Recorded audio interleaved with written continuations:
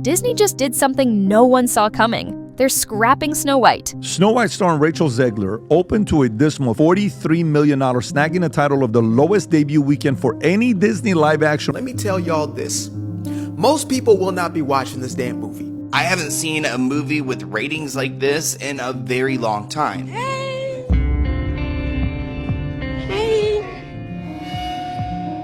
I hope, it's off the walk we go. I hope. Sound like I hear a couple of people.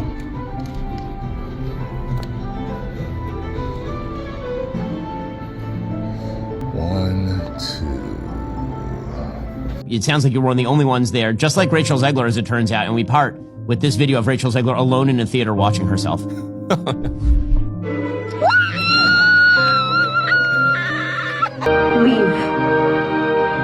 Now. And never come back. Leave now and never come back.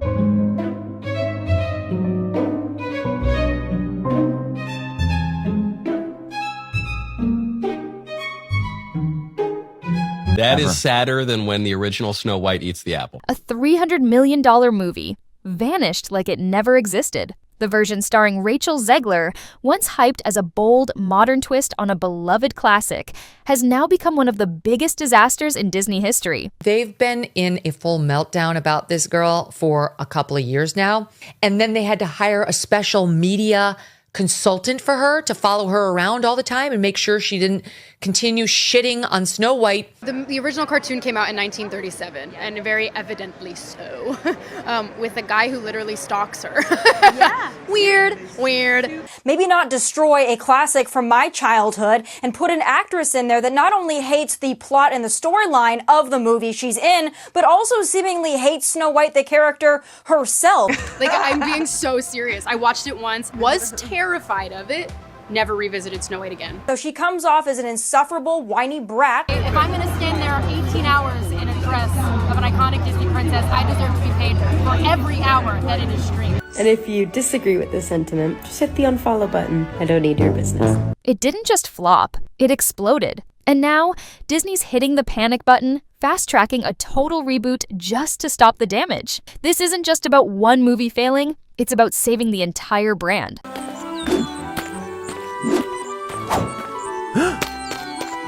Excuse me, your curtain. Please allow me to help. Help? From you? Spare me your white savior complex. I don't need anything from someone like you. I didn't mean to offend. I just thought you should know that I should know what? That some privileged white guy thinks his opinion matters?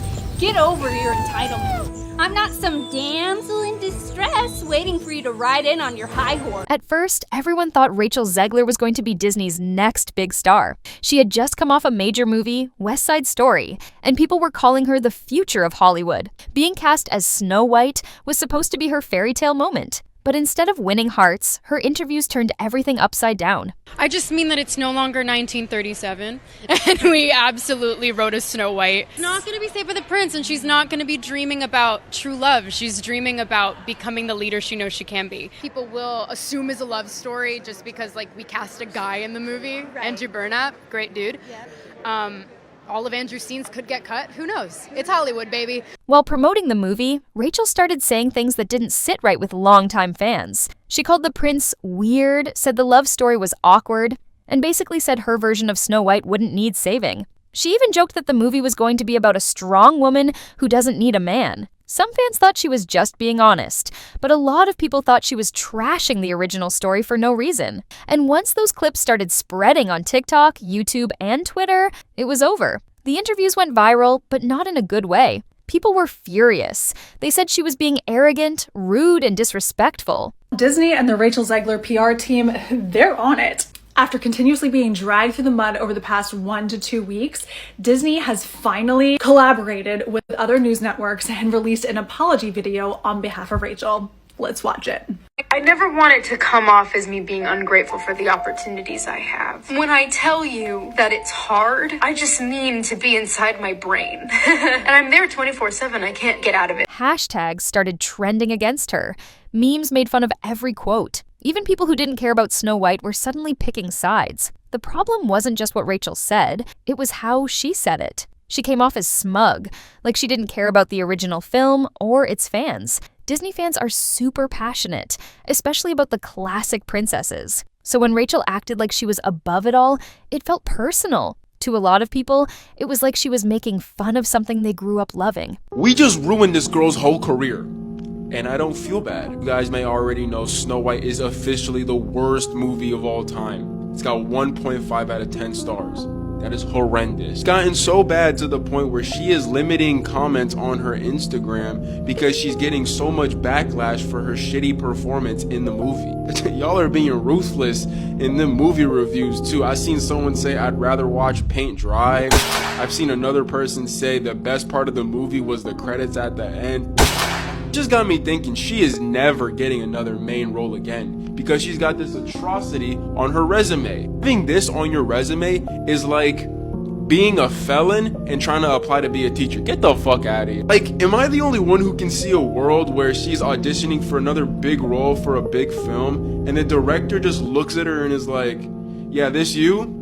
Worst movie of all time? Yeah, first door on your left. Get the fuck out of here. And here's the thing, this wasn't just one bad quote. It kept happening. In interview after interview, she kept repeating the same points, saying the old movie was weird, the prince was useless, and her version would be totally different. Each time the internet got angrier. Disney probably thought they were being edgy and modern. Instead, they turned their own audience against them. Rachel quickly became the face of the problem.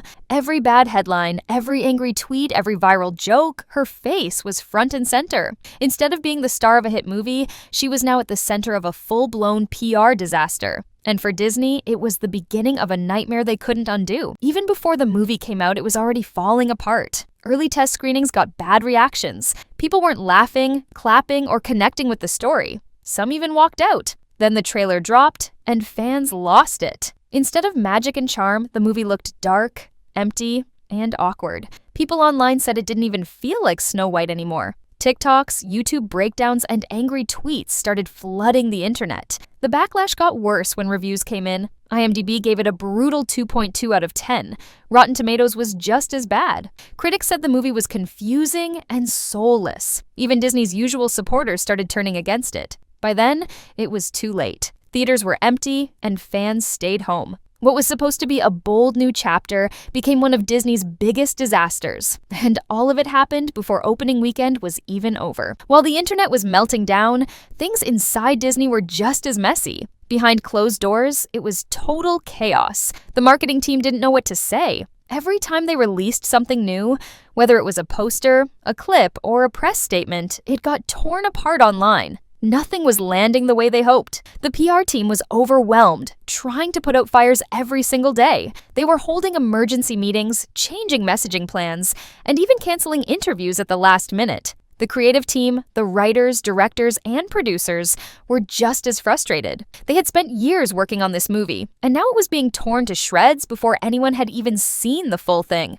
Some people thought the solution was to double down and explain the new vision. Others wanted to pull back and say less, but nobody could agree on the right move, and that made things worse. Eventually, Disney brought in media coaches to help Rachel Zegler. Her interviews were going viral for all the wrong reasons, and the studio was desperate to get her back on track. They trained her to avoid certain topics, to give softer answers, and to stop making jokes that could get clipped out of context. But by that point, it didn't matter. The internet had already decided how they felt about her. Every new interview was just more fuel for the fire. The studio tried to stay quiet, hoping the drama would fade, but it didn't. The memes kept spreading. The hashtags kept trending. Even the smallest update about the film turned into another wave of backlash. It was like no matter what Disney did, people had already made up their minds, and they weren't going to forget. And then came another problem. The Seven Dwarfs. Actor Peter Dinklage called out Disney for keeping dwarfs in the story, calling it outdated. Disney responded by replacing the dwarfs with CGI, magical creatures. But that move upset actors with dwarfism, who felt like roles made for them were being taken away. "This is Snow White and the Seven Dwarfs," one actor said. "We should be in this." So now, Disney was stuck in the middle of another controversy, and things kept getting worse. With fans angry, critics bailing, and the cast under fire, Disney finally pulled the plug. They quietly shut down the Rachel Zegler version and announced a full reboot. This time they said they're returning to classic storytelling. That means bringing back the original songs, characters, and tone. No more drastic changes, no more risky experiments, just the magic people actually want. The failure didn't just hurt feelings, it hurt Disney's wallet. Toys, clothes, and other merchandise tied to the film barely sold. Stores had to mark everything down just to get rid of it. Millions of dollars in Snow White products sat on shelves untouched. The consumer products division took a hit, and shareholders were getting nervous. A single film had created a massive mess for Disney across every department. Now, Disney is starting from zero. The new reboot is being written by a different screenwriter, someone known for emotional stories that respect the original material. Veteran animators and consultants from Disney's golden era are coming back to help. They want this version to feel like the real Snow White again. Not just a modern remake, but a return to what made the original so special. Rachel isn't part of the new version. She hasn't said anything publicly since the reboot was announced, and insiders say Disney wants a fresh start, with a new cast and no distractions. Her media tour was supposed to inspire, but many fans said it felt out of touch. Disney reportedly even canceled her appearances on their own platforms to avoid more backlash. She went from being a rising star to becoming a warning sign of what not to do in Hollywood. Disney is going all in to fix this. The reboot is set for release in 2027, and marketing has already started. They're planning new Snow White park attractions, early previews of the soundtrack, behind-the-scenes features, everything. This isn't just another remake. It's a total repair mission.